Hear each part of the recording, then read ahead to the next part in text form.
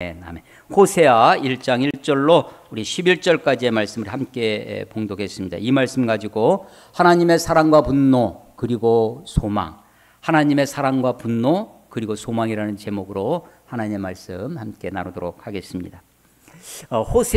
호세아라는 이름을 가진 전쟁의 영웅이 또 있습니다. 물론 호세아라는 이름보다 나중에 개명한 이름으로 우리가 더 많이 알고 있지만 여호수아의 원래 이름이 호세아입니다. 호세아와 여호수아는 같은 뜻입니다. 그것이 신약에 오면 신약에 또 똑같은 뜻을 가진 우리가 믿고 따르고 섬기는 예수가 바로 같은 뜻입니다. 그러니까 여호수아, 호세아, 예수 다 같은 뜻으로 구원이라는 뜻입니다. 구원자라는 뜻입니다. 호세아서부터 해서 12권의 선지서가 있습니다. 말라기까지 호세아에서부터 12권, 이걸 소선지서라고 합니다. 소선지서 12권, 물론 히브리 성경은 이것이 한 권으로 되어 있는데 이것이 이제 헬라어로 번역되면서 12권으로 이제 나누어져서 각각의 선지자의 이름이 책 제목이 됐어요. 그래서 호세아 선지자가 전해준 책 호세아서가 되는 것입니다. 그 앞에 우리가 가지고 있는 성경책 호세아 앞에는 5권의 대선지서라는 것이 있어요.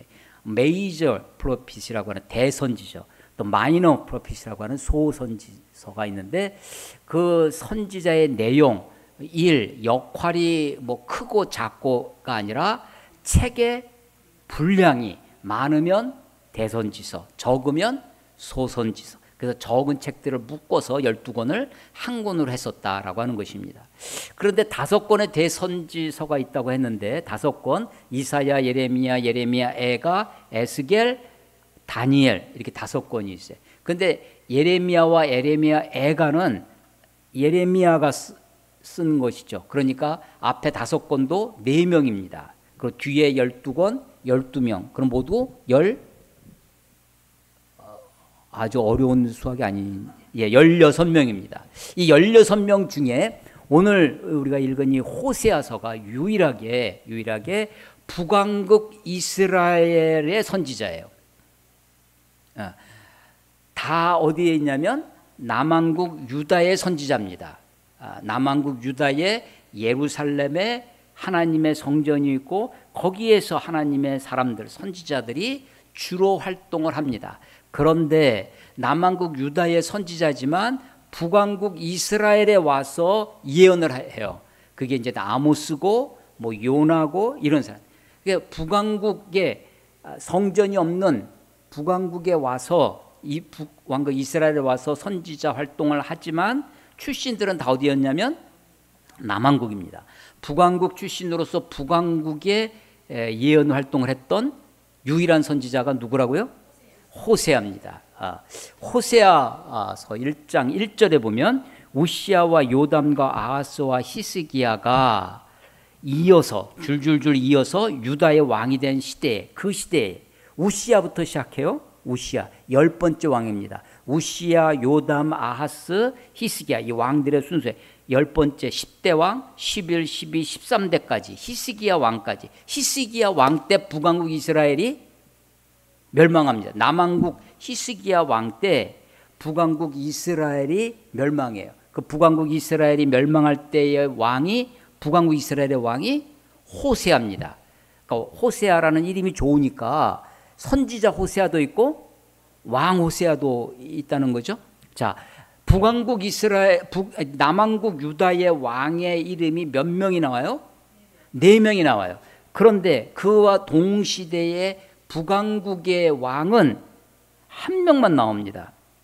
곧 요아스의 아들 여로보암이 이스라엘 왕이 된 시대에 부엘리의 아들 호세아에게 임한 여호와의 말씀이니라. 불공평하죠? 남왕국에는 4명의 왕이 있는데 지금 이 호세아가 남왕국 유다의 선지자예요? 북왕국 이스라엘의 선지자예요? 북왕국에. 그것도 16명의 선지자 중에 유일하게 북왕국의 선지자라고 했는데 남왕국 왕들을 줄줄줄줄 이야기하는 사이에 동일하게 북왕국도 줄줄줄줄 얘기했으면 그럴 텐데 한 명만 얘기해요. 여로보암. 이 여로보암은 우리가 이제 여로보암 왕이 2명이 있습니다. 북왕국에. 그래서 북왕국 이스라엘의 초대 왕이 여로보암이에요. 저 단과 베델에 금송아지 만들었던 그 여로보암이 있어요. 그래서 이 두 번째 여로보암은 구별을 해서 여로보암 2세라고 보통 얘기합니다. 여로보암 2세 때. 여로보암 2세는요, 기원전 8세기 790년에서 753년 정도, 약 한 41년 정도 이렇게 통치를 한 것으로 알려지는데, 이 여로보암 2세가 북왕국 이스라엘의 최대의 전성기를 이룬 왕입니다. 그러니까 지금 이때가 호세아가 활동했던 때가 북왕국에서 활동을 했는데, 북왕국 이스라엘의 왕은 여로보암 2세다. 근데 여로보암 2세는 가장 번성할 때였다. 최전성기. 솔로몬 시대에 차지했던 땅을 거의 다 회복합니다. 그것이 이제 열왕기하 14장에 나오는데, 열왕기하, 우리 지난번에 열왕기하 읽을 때 사실은 다 읽고 공부했었는데, 솔로몬 시대의 땅을 다 회복했던 왕, 최대의 전성기, 그러니까 솔로몬이 있으니까 제2의 부흥기라고도 표현을 합니다. 그게 누구라고요? 여로보암 2세 때. 그때 활동했던 선지자가 호세아라고 하는 것입니다. 그런데 이 여로보암 2세는요, 북왕국의 왕들은 19대 왕이 있어요. 19대 왕이 있는데 남왕국 유다는 20대까지 있습니다. 이 왕들이 다윗의 혈통이라고 하는 그것이 그대로 이어져 내려와요. 그런데 북왕국 이스라엘의 왕들은 자꾸 반역을 해서 새로운 왕조가 들어옵니다. 그래서 이제 그것을 집안이라고 해요. 누구누구 집안, 누구누구 가정, 누구누구 집안이. 이 여로보암은요, 예후 10대, 예후가 반역을 해서, 좋은 반역이라고 해서, 나쁜 반역은 우리가 쿠데타라고 얘기를 하고, 좋으면 혁명이라고 하잖아요. 그래서 예후는 혁명이라고들 많이 얘기해요. 예후가 10대 왕이었는데, 예후가 아합의 가문을 무찌르고 그들을 다 숙청을 하고 이스라엘의 왕이 됐어요. 그 예후의 후손으로 여로보암 2세가 나오고, 그 여로보암 2세 때 최대의 번성기를 이루었다라고 하는 것입니다. 그런데 북왕국 이스라엘의 그 19명의 왕 중에 9번의 반역이 있어요. 그러니까 자기만 왕이 되고 반역을 해서 그 다음 아들이 왕이 되지 못하는 경우도 한 대를 못 내려가는 거예요. 또 반역이 일어나서. 그래서 19명 중에 9명이 반역을 해서 왕이 되는 거예요. 그런데 예후는 그래도 많이 내려갑니다. 5대를 내려가요. 그 예후 이 19명 중에 하나님의 예언으로 하나님이 선지자를 통해서 예언을 해 주므로 예언을 받고 왕이 된 사람은 2명이 있어요.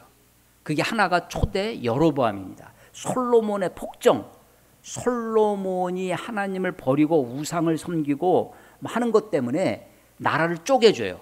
그때 쪼개줄 때 북왕국 이스라엘 10개 지파를 너에게 주겠다.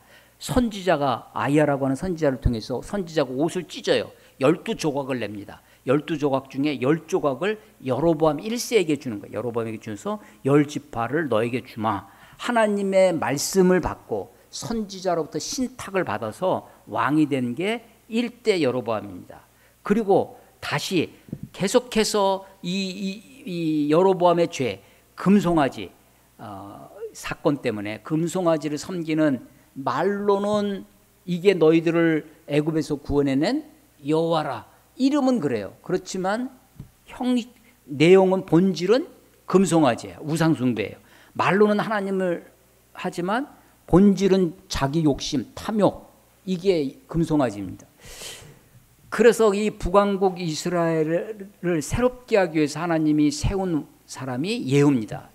예후는 특별히 누구를 통해서 예언을 받냐면 엘리 야를 통해서 엘리야가 갈멜산에서 바알 선지자들을 막 처치하고, 그런데 이세벨이 막 죽이겠다고 달려드니까 겁먹고 그냥 도망을 칩니다.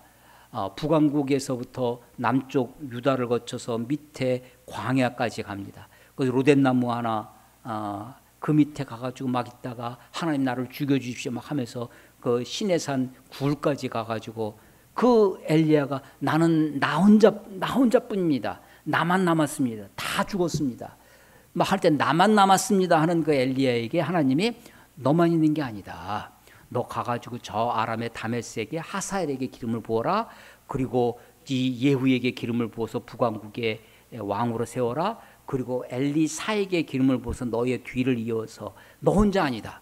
그리고 그때 해준 말씀이 이 세 명에게 기름 부을 뿐만 아니라 바알에게 무릎 꿇지 않고 바알에게 입맞추지 않는 몇 명이 있다고요?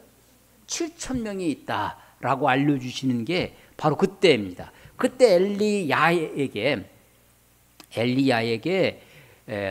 통해서, 엘리야를 통해서 예언을 받은 사람이 예후입니다. 그 예후를 정작 기름 부었던 것은 그의 제자 엘리사가 직접 가서 기름을 부으려고 갔다면 아합 왕이 막 달려들 테니까 자기 제자를 보냈죠.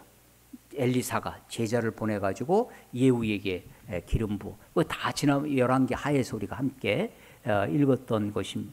이렇게 하나님의 기대, 하나님의 말씀, 하나님의 비전을 가지고 왕이 된 예후도 왕이 된 다음에 여로보암 1세의 금송아지, 그 여로보암의 죄, 여로보암의 길에서 벗어나지 않았어요.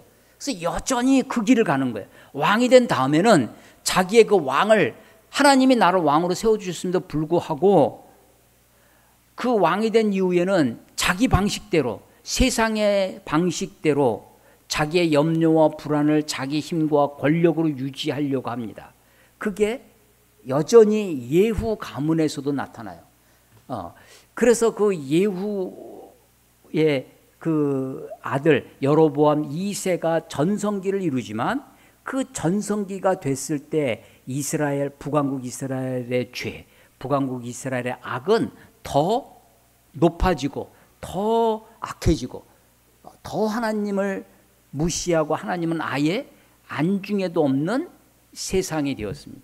그래서 그때 하나님이 선지자 호세아를 통해서 그 북왕국 이스라엘에 하나님의 말씀을 전하는 것입니다.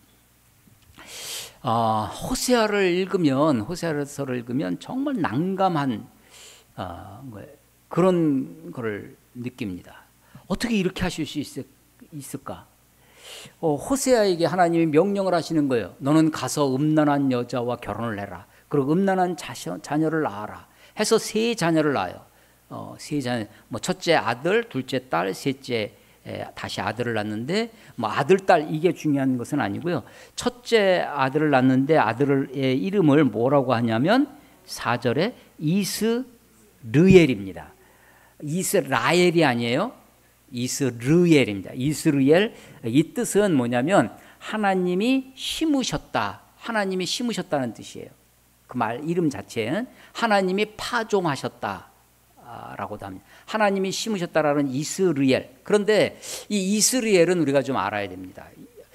이스라엘은 지명이에요. 지명. 어떤 지역 이름이에요. 지명인데 어떤 지명이냐면, 우리 지난 10월 말에 방인상 목사님이 설교하실 때 요한계시록 말씀하시면서 아마겟돈을 했습니다. 그 아마겟돈이 요한계시록의 최후의 전쟁, 하나님의 심판의 전쟁인데, 그것이 구약으로 하면 어디냐면 무깃도입니다. 무깃도. 이 무깃도가 어디 있는 거냐면 이스라엘 평원에 있어요. 그 이스라엘 평원에 거기에 악한 아합이 거기에다가 궁을 지어놨습니다. 그리고 궁을 지어도 제일 중요한 게 뭐냐면 물이잖아요. 그래서 그때 박 목사님 보여주신 그림 사진 중에는 뭐냐면 아합이 만들어 놓은 물 저수지, 저주 탱크, 이 땅을 파가지고 그걸 우리가 봤습니다. 그게 이제 이스라엘 평원의 무깃도에 가면 아합의 성, 아합의 궁, 아합의 원래 수도는 사마리아지만 사마리아에서 북서쪽 지중해 쪽으로 가면 이스라엘 평원이 있습니다. 곡창지대입니다. 물론 우리 저기 김제평안이 뭐 호남평안 그처럼 그런 그 정도는 아니지만 이 가나안 땅, 그 이스라엘 작은 땅으로 보면 이스라엘은 곡창지대입니다. 평야에 평원이고 아주 풍요로운 곳입니다. 그런데 그 평평하니까 길도 있어요. 그래서 상인들도 많이 지나가고 저 북쪽에서 아수르도 그 길로 가고 또 남쪽에서 애굽도 그 길로 가고 그래서 이 무기토가 길목이기도 합니다. 교통의 요충지도 되기도 하고 평야지대고 풍요로워요. 그런데 거기에 아합이 궁을 지어놨다고 그랬어요. 성을 지었습니다. 아합에. 그래서 아합이 죽고 나서 그의 아들이 첫 번째 아들은 난상에서 떨어져서 난간에서 떨어져서 병이 들어 죽고 또 다른 아들이 왕이 됩니다. 그 왕이 여호람 9대 왕이에요. 북왕 여호람 왕. 그때에 예후가 반역을 일으켜서 이 여호람 왕을 죽이는 거예요. 근데 이 여호람 왕을 죽인 곳이 어디냐면 이스라엘 평원이에요. 이스라엘. 그런데 그 이스라엘은요, 사실은 하나님이 그 장소를 택하신 이유가 있어요. 열왕기 상 21장에 가면 열왕기 상이에요. 아합 왕 때에 이 이스라엘의 아주 아름다운 그 풍요로운 그 땅에 아주 멋진 포도원이 하나 있었습니다. 포도원 하면 생각나는 게 예, 나봇의 포도원이에요. 나봇의. 아합 왕이 그 포도원이 너무나 탐이 난 거예요. 그래가지고 끙끙거리는 거죠. 야, 내가 그것을 돈을 주고 살 테니까 나한테 팔아라 하는데 나봇은 이 땅은 하나님이 우리에게 주신 기업이기 때문에 아무리 큰 돈을 갖다 줘도 내가 팔 수 없다고 거절해요. 왕의 제안을, 그것도 정당한 가격을 주고 어쩌면 더 많이 돈을 준다고 하는데도 그것을 거절을 한 사람이 나봇이에요. 옆에서 보고 있던 악한 부인 이세벨이 시돈 땅 공주로 시집을 온 이세벨이 아니 너무나 답답한 거예요. 자기 남편이 당신이 왕이 맞냐? 당신이 대통령이 맞냐 하듯이 그런 거예요. 그래가지고 이 이세벨이 나한테 맡겨라, 내가 처리하겠다 해가지고 거짓 증인을 2명을 세우고 이 나봇을 모함을 해서 죽입니다. 그리고 그 땅을 차지해요. 하나님이 그때 엘리야를 통해서 이 나봇의 핏값을 너에게 묻겠다고 하십니다. 핏값을 이스라엘의 나봇의 포도원. 자, 여호람 왕이 그 앞에 또 좀 스토리가 있지만 여간 이 이스라엘에 와 있는데 예후가 반역을 해서 마치 제가 지난번에 설교 때 위화도 회군하듯이 돌아왔다고 그랬어요. 전쟁터에 나갔다가 이 예후가 돌아와 가지고 보니까 저기서 누가 나오는데 야 누구냐 보내니까 하몽차사처럼 답이 없어요. 그러니까 결국은 여호람 왕이 그 맞으러 옵니다. 그 맞아서 만나는 곳이, 원수는 어디서 만나요? 외나무 다리에서 만나는데 아합의 아들 여호람이 예후와 만난 곳이 어디겠어요? 이스라엘의 어디? 조금 전에 나봇의 포도원에서 만나는 거예요.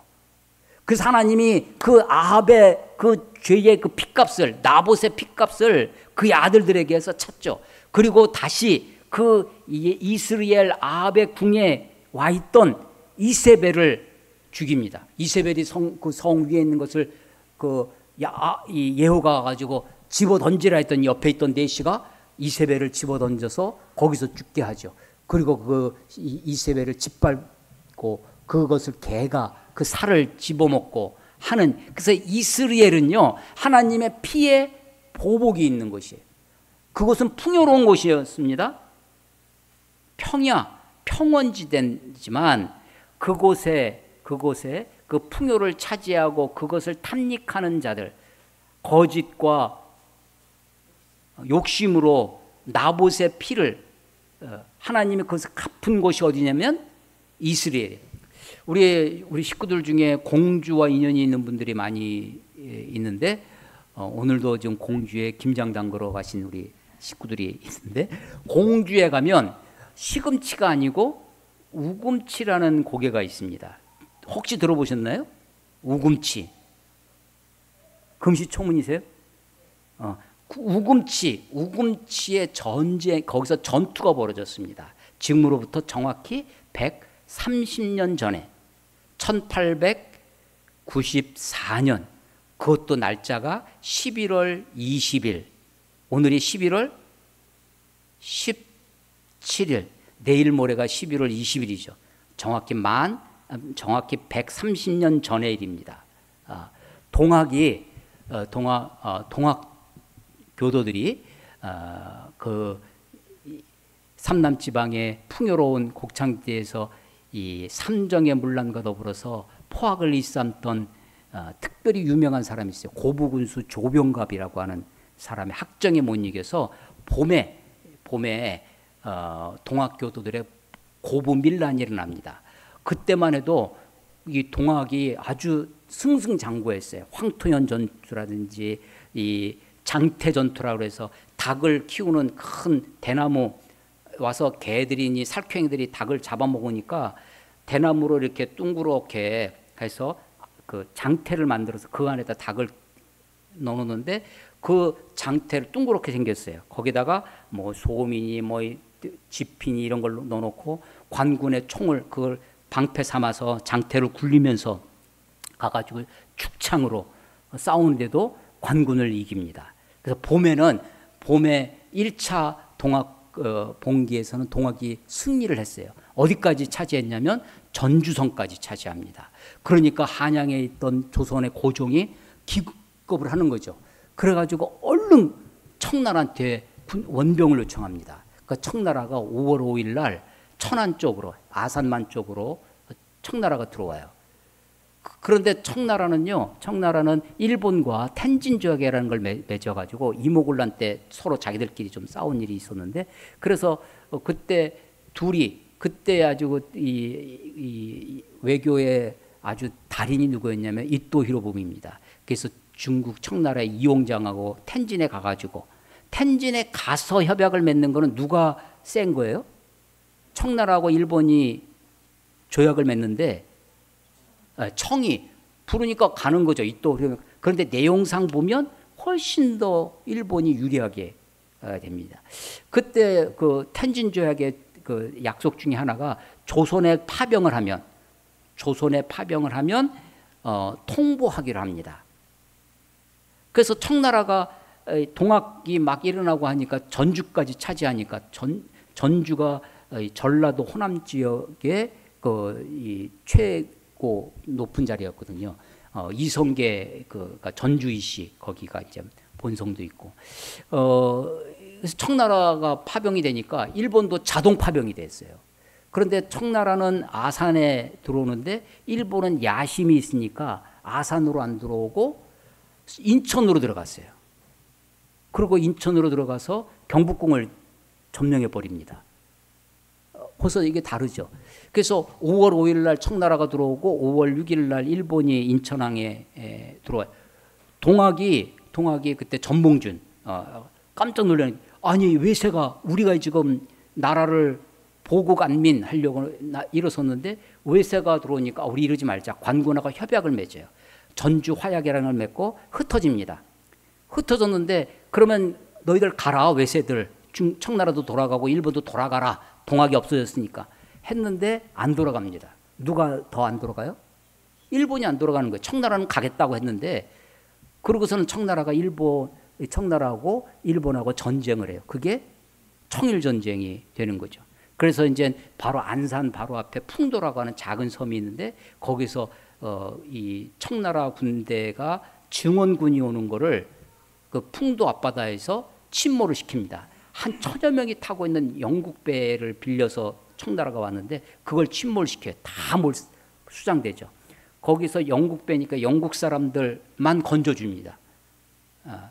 그러고 나서 밑으로 내려와서 천안 밑에 성완, 배로 유명한 성완 전투에서 청나라를 무찌르고 다시 위쪽으로 올라가서 평양성에 또 청나라 군대가 있었는데, 평양성에서 일본 군들이 청나라를 무찌르고, 그리고 다시 저 만주 쪽으로 와서 요동, 랴오뚱, 요동의 리순, 여순 이런 거를 막 일본이 차지하니까 청나라가 기겁을 해가지고 항복하고, 이번에는 시모노세키에 가가지고 조약을 맺어요. 왜 시모노세키? 누가 센 거예요? 이제는 일본이 센 거야. 니들 와라. 그러니까 이용장이 결국 가가지고 그때 테러도 일어나는데 이용장이 그걸 다 감수하고 또 하죠. 그때 요동 그 지역 또 일본에게 주고 대만도 일본에게 주고 또 한반도에서 조선 땅에서 청나라가 다 물러나는 걸로 그렇게 벌어지죠. 그런 일이 막 벌어지니까 동학이 흩어졌던 해산했던 동학이 다시 2차 봉기를 합니다. 그때 많은 사람들이 정말로 외세를 물리치고 외놈들을 물리치고 양이 오랑캐를 배척한다라는 그 기치를 들고 다시 2차 봉기를 해서 이제 한양을 수복해야 되겠다. 한양을 경복궁을 차지한 일본을 무찔러야 되겠다고 올라오다가 공주의 그 고개를 넘어야 되는데 그때 그게 우금치입니다. 어떤 기록에는 적은 데는 10,000명, 많은 데는 40,000명의 동학교도들이 거기서 죽음을 당합니다. 그런데 그때 일본군의 사망자는 몇 명일까요? 일본군은 약 1,200명 정도가 참여를 했어요. 1,200명 대 지금 정확한 기록이 없어서 10,000에서 40,000명까지 이렇게 되어 있는 동학. 이 동학이요, 하얀 옷, 우리 옛날 그 하얀 옷 있었잖아요.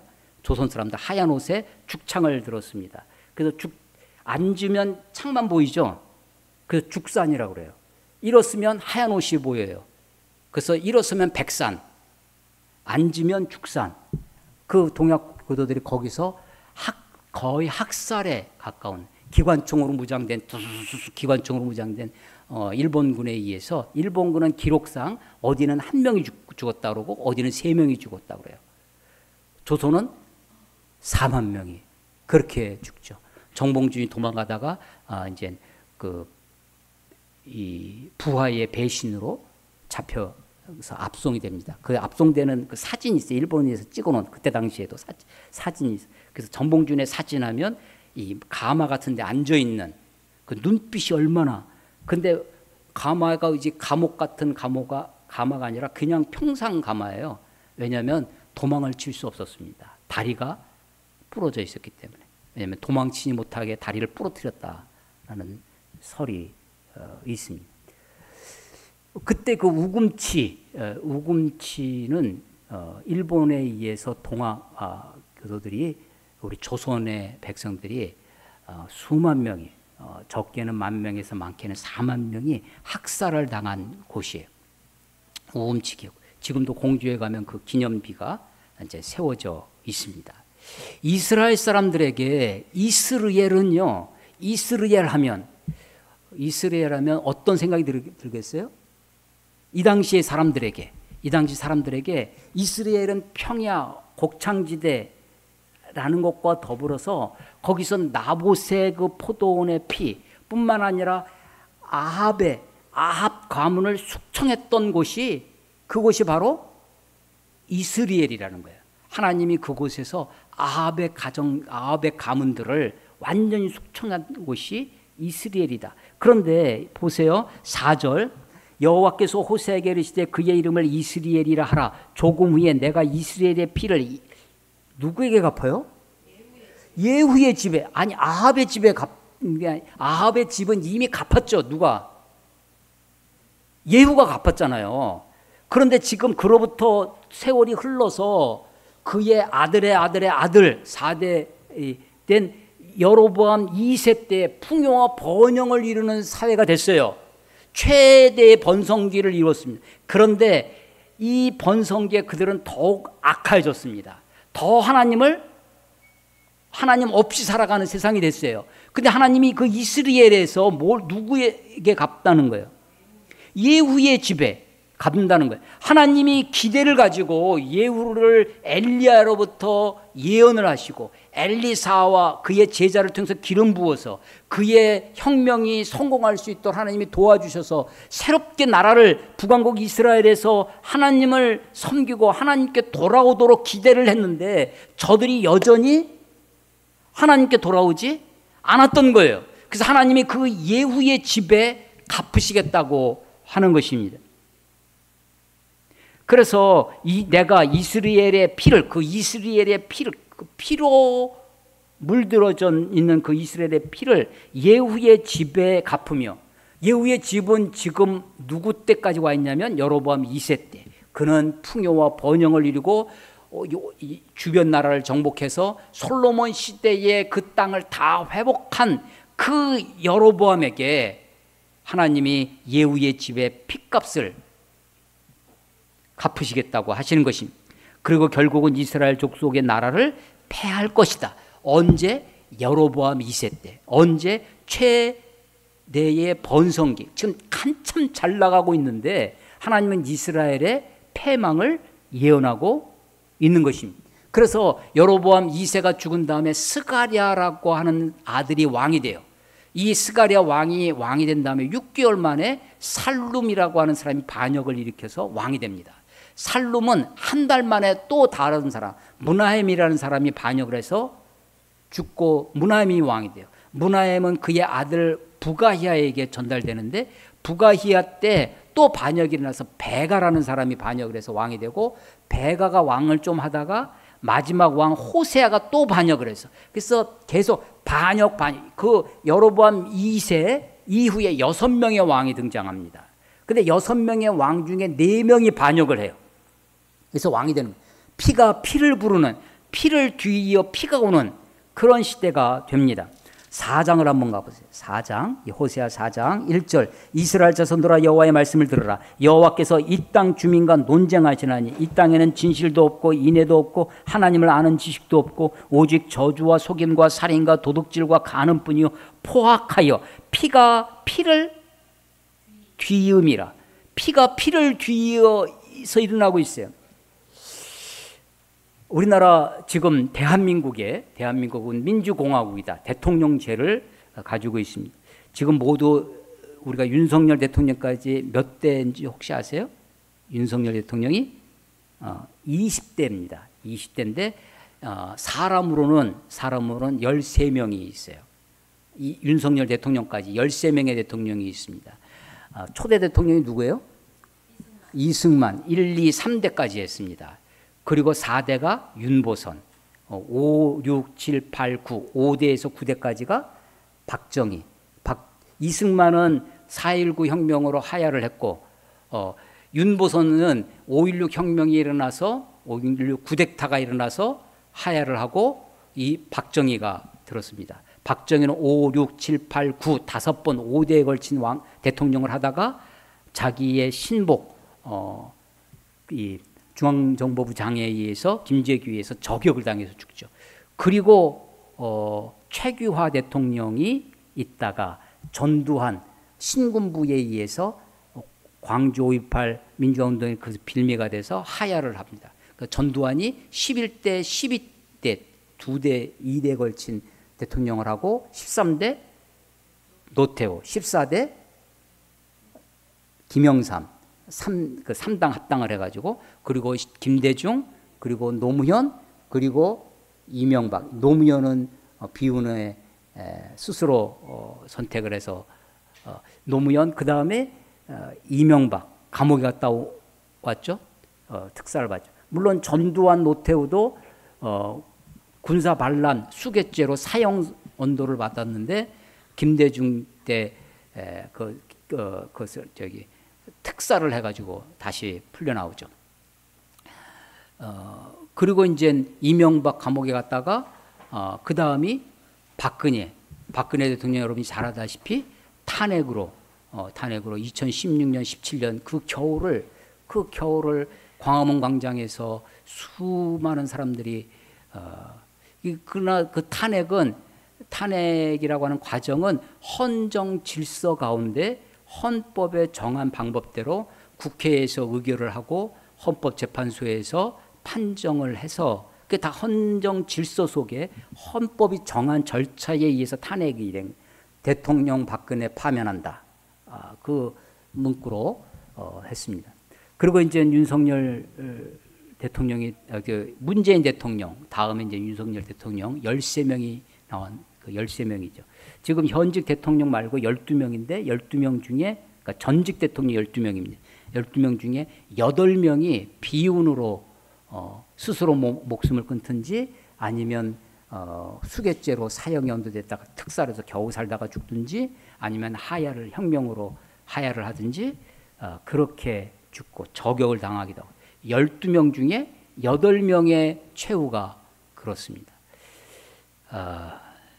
이 성경을 읽고 묵상하면서 피가 피를 뒤의미라 라고 하는데 이 악순환의 고리를 우리가 어떻게 끊을 수 있을 것인가.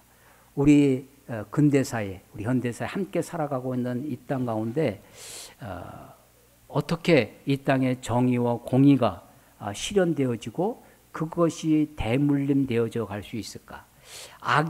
악순환이라는 말은 참 쉬운데 선순환, 선이 순환되기가 참 쉽지가 않다는 것을 보게 됩니다.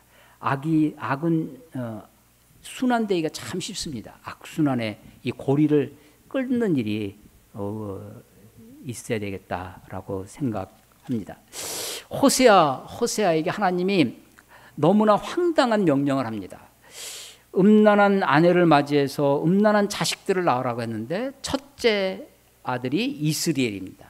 지금 이스리엘을 설명드렸어요. 두 번째 딸인데 두 번째 딸의 이름은 로루하마입니다. 세 번째는 로암미입니다. 히브리어에서 로는 부정어입니다. 아니다라는 뜻이에요. 그러니까 루하마가 아니다. 암미가 아니다. 루하마는 인자, 긍휼 이런 뜻이에요. 그러니까 no mercy, 자비 없다, 무자비, 긍휼이 없다. 내가 더 이상 내가 다시는 이스라엘 족속을 긍휼히 여겨서 용서하지 않을 것이다. 그 딸의 이름이 그런 거예요. 그 다음에 셋째는 뭐냐면 로암미예요. 암미는 내 백성이라는 뜻이에요. 그러니까 내 백성이 아니다. 지금 아들을 낳았는데 내 자식이 아니다 그러는 거예요. 이렇게 황당한 이야기가 너무나 이상한 결혼입니다. 하나님 난감한 명령이에요. 그때 이 호세아가 아무 생각 없어서 그냥 하나님이 시키니까 하는 거지. 우리가 영혼 없는 사람처럼 그렇게 하는 것이 아니었습니다. 2장을 가보세요. 2장 1절. 너희 형제는 암미라 하고 로암미에 로가 없죠? 내 백성이라는 겁니다. 너희 자매에게는 루하마, 로자가 없죠? 로루하마. 너희 자매에게는 루하마라 하라. 2절. 너희 어머니와 논쟁하라. 어머니가 누구예요? 고멜이죠. 논쟁하고 논쟁하라. 그는 내 아내가 아니요 나는 그의 남편이 아니라. 너무나 황당한 거잖아요. 그가 그의 얼굴에서 음란을 제하게 하고 그 유방 사이에서 음행을 제하게 하라. 그렇지 아니하면 내가 그를 벌거벗겨서 그 태어나던 날과 같이 벌거벗고 태어나잖아요. 그 나던 날과 같게 할 것이요 그가 광야같이 되게 하며 마른 땅같이 되게 하여 목말라 죽게 할 것이며 내가 그의 자녀를 긍휼히 여기지 아니하리니 이는 그들이 음란한 자식들임이니라. 그들의 어머니는 음행하였고 그들을 임신했던 자는 부끄러운 일을 행하였나니 이는 그가 이르기를 나는 나를 사랑하는 자들을 따르리니 그들이 내 떡과 내 물과 내 양털과 내 산과 내 기름과 내 술들을 내게 준다 하였음니라. 그러므로 내가 가시로 그 길을 막으며 담을 쌓아 그로 그 길을 찾지 못하게 하리니 그가 그 사랑하는 자를 따라갈지라도 미치지 못하며 그를 찾을지라도 만나지 못할 것이라. 그제야 그가 이르기를 내가 내 본 남편에게로 돌아가리니 그때 내 형편이 지금보다 나았음이라 하리라. 어쩌면 그 음란한 여자, 음행, 그를 발가벗겨서 내쫓아 버리겠다고 하는 이게 호세아의 본심이겠죠. 그래서 이 하나님의 이 너무나 황당한 명령. 그런데도 하나님은 뭐라고 하냐면 3장 1절에 보면 여호와께서 내게 호세아에게 이르시되 이스라엘 자손이 다른 신을 섬기고 건포도 과자를 즐길지라도 여호와가 그를 사랑하나. 하나님이 이스라엘을 사랑한다는 거예요. 너는 또 가서 타인의 사랑을 받아 음녀가 된 그 여자를 사랑하라는 거예요. 그리고 그를 가서 타인의 아내가 된 것을 돈 주고 값지불을 하고 그 여자를 다시 사와요. 여기서 이 호세아가 호세의 그때 마음 어떠할까? 자기 아내가 그렇게 음란한 여자가 돼서 음란한 자식을 낳는 그런 현실 앞에 아마 그 마음속에 깊은 수치심, 수치감이 갈 것입니다. 그런데 그런 여인을 또 데리고 와서 또 사랑하라고 한 하나님 명령에 순종할 때 그 마음은 아마 고통으로 가득 찰 거예요. 그런데 하나님 어떻게 이런 거를 하십니까? 어떤 이런 명령을 어떻게 이렇게 하실 수 있습니까? 나에게 이런 명령을 하신다면 내가 어떻게 감당하겠냐고 하다가 하나님이 바로 그런 심정이구나. 하나님이 호세아처럼 이스라엘 백성들이 지금 너희들이 그러고 있구나. 이건 하나님의 고통이에요. 하나님의 수치심입니다. 그래서 이것은 하나님이 이렇게 하시는 데는 하나님의 분노가 있구나. 그래서 오늘 설교 제목이 뭐냐면 하나님의 사랑과 분노입니다. 하나님의 사랑, 호세아의 별명이 사랑의 선지자예요. 그런데 그 사랑이 낭만적인 로맨틱한 사랑이 아닙니다. 이 호세아의 사랑이 너무나 처절한 사랑이에요. 너무나 이 사랑이 너무나 격렬합니다. 그런데 그 바탕은 뭐냐면 하나님의 이 사랑의 바탕이 하나님의 화예요. 하나님이 분노하고 있어요. 자기가 나와 언약을 맺은 이스라엘 백성들의 이 모습 앞에 하나님이 지금 근데 그 화를 토해내지 않으시고 지금 내가 이렇게 지금 화가 나 있다. 내가 너희를 이렇게 사랑한다라는 것을 선지자의 삶, 선지자의 가정을 통해서 이스라엘 백성들에게 완전히 보여주시는 거예요. 적나라하게 너희가 좀 보고 깨달으라고. 너희가 하나님을 알지 못한다. 하나님을 좀 알으라고. 그렇게 하고 있는 것입니다. 이스라엘을 지금 제가 한참 우금치 전투까지 해서 설명을 드렸는데 두 번째가 로암미예요. 6절에 로암미를 하라. 내가 다시는 이스라엘 족속을 긍휼히 여겨서 용서하지 않을 것이다. 하나님의 아주 결의가 보이잖아요. 그런데 7절 그러나 하나님의 그러나가 있어요. 이름을 지금 선지자의 가정까지 희생하면서 하나님이 지금 내가 너희를 용서하지 않겠다. 로루하마라고 선언하고 하는데도 불구하고 하나님이 그러나를 말씀하세요. 7절 그러나 내가 유다 족속을 긍휼히 여겨 그들의 하나님 여호와로 구원하겠고 자기가 직접 구원하시겠다는 겁니다. 활이나 전쟁이나 말과 마병으로 구원하지 않고 하나님이 직접 나서서 남왕국 유다를 구원하시겠대요. 그러나 북왕국은 내가 하지 않겠네. 그래서 가만히 보니까 아까 호세아를 설명할 때 호세아가 활동했던 선지자 그 시대가 남왕국 왕은 4명을 이야기를 해요. 북왕국 왕은 1명만 얘기해요. 그래서 지금 그래서 하나님의 언약이 남왕국 왕들에게 정통성이 있다는 것을 호세아도 알고 있는 거예요. 그래서 이 호세아를 통해서 남왕국 유다 족속을 긍휼히 여겨서 저들을 구원하시겠다고 말씀. 8절 고멜이 로루아마에 졌을 때 후에 또 임신하여 아들을 낳음에 여호와께서 이르시되 그의 이름을 로암미라. 내 백성이 아니다라는 뜻이에요. 너희는 내 백성이 아니요 나는 너희 하나님이 되지 아니할 것임이라. 아주 결연한 하나님의 관계를 너 오늘부터 내 자식 아니야. 호적에서 팥버려 이런 거죠. 그렇게 하고 있는데 또 10절에 뭐가 있어요? 그러나가 있어요. 그러나가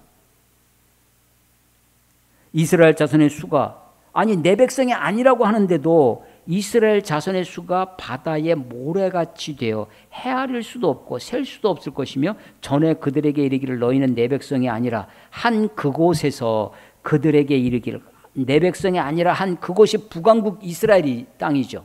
그곳에서 그들에게 이르기를 너희는 살아계신 하나님의 아들들이라 할 것이라.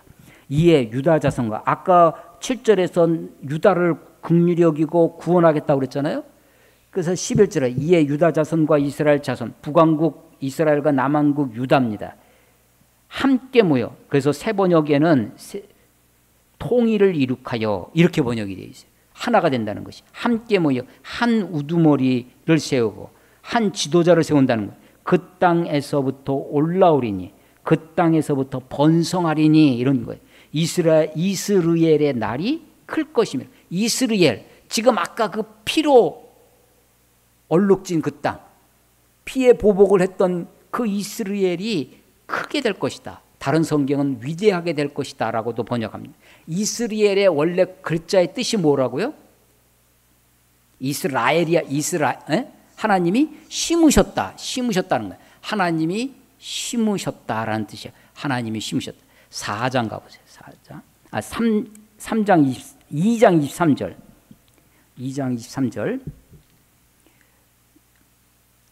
내가 하나님입니다. 내가 나를 위하여 그는 22절에 이스라엘에 응답하리라 라는 거예요.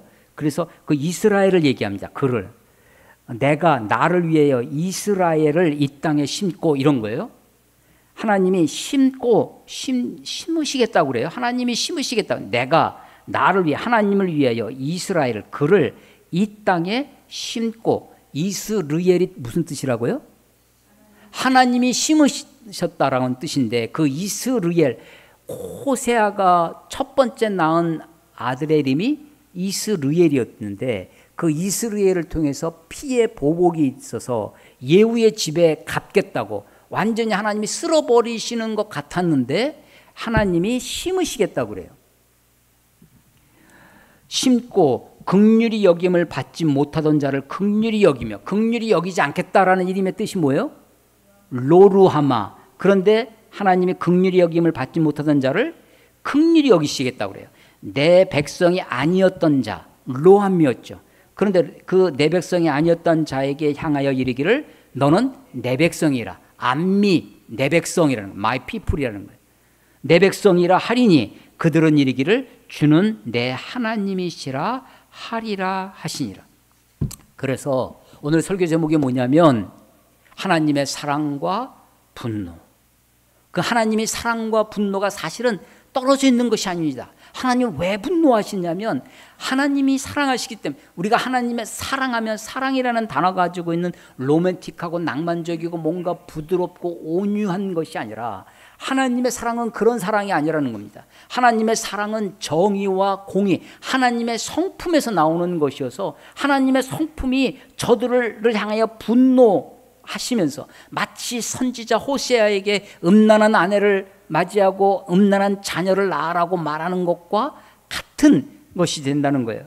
그런데 하나님은 거기서 그치는 것이 아니라 그렇게 하시는 이유가 어디에 있냐면 저들을 향한 하나님의 소망이 있기 때문에 그럴 것입니다. 그래서 호세아의 이름이 구원이에요. 구원인데 하나님의 심판이 이 저들을 향한 무서운 심판이 자기 선지자의 삶과 그의 가정을 희생하면서까지 이스라엘 백성들에게 말씀하시고자 하시는 저들에게 토해내시는 하나님의 분노가 있다는 거예요. 그 분노는 하나님의 사랑의 또 다른 표현인 것입니다. 근데 그 분노가 저들을 완전히 쓸어버리려고 하시는 것이 아니라 저들을 향한 하나님의 소원, 하나님의 기대가 저들에게 있다라고 하는 것입니다. 이스라엘의 뜻이 뭐라고요? 하나님이 심으셨다. 그런데 2장 23절에 이 땅에 심고 누가 심어요? 내가 나를 위하여 그를 이스라엘을 심겠다라고 하시는 겁니다. 8장을 가보세요. 8장 7절. 8장 7절. 그들이 바람을 심고, 이게요, 이 어원이 다 동일한 거예요. 이스라엘의 그것이나 아까 2장 23절에 내가 나를 위하여 그를 심고 할 때 다 똑같은 단어입니다. 사람들은 그럼에도 불구하고 그들이 뭐를 심어요?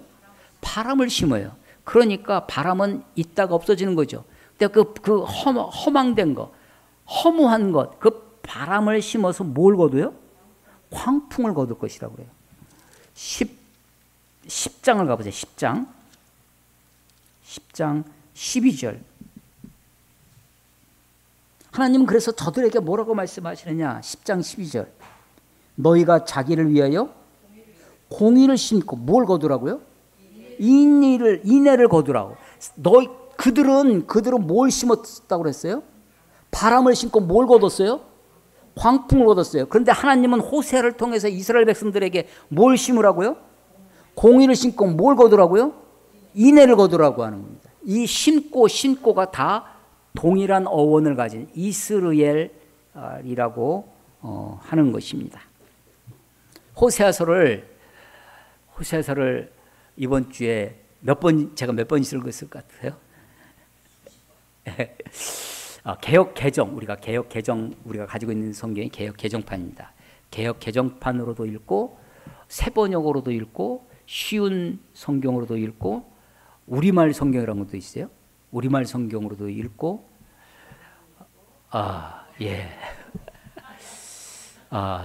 이게요. 이 호세아를 서로 읽으면서 처음에는 너무 황당하고 너무 어떻게 이럴 수가 있나 막 그런 거예요. 그런데 그 속에 하나님의 사랑이 다가오기 시작합니다. 하나님이 이스라엘 백성들을 향한 하나님의 기대가 아직도 꺼지지 않은 하나님의 불이 저들 가운데 있는 것을 보게 됩니다. 학교 다 갔을 때 가스펠송, 그때는 가스펠송이라고 불렀어요. 지금은 CCM이라고 이제 바꿔서 표현을 하는데 그 노래 중에 음탕한 고멜과 같이 방황하는 나에게 이런 가사가 있는 노래가 있었어요.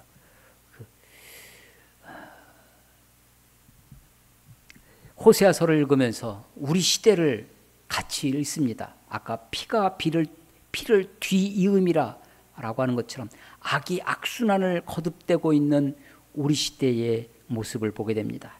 여로보암 2세 때의 풍요만큼 우리는 지금 단군 이래의 최대의 번영과 풍요를 누리는 시대에 살고 있다고 합니다. 그런데 교회는 우리가 살고 있는 이 세대 마치 제가 농경사회에서부터 해서 산업화와 이 첨단 시대를 우리 시대에 이 짧은 한 생에 다 경험하는 것처럼 기독교도 기독교의 전례와 부흥과 세태를 한 시대에 경험하고 있습니다. 교회를 바라다 보면서 한국 교회를 바라다 보면서 아픔과 고통이 있습니다.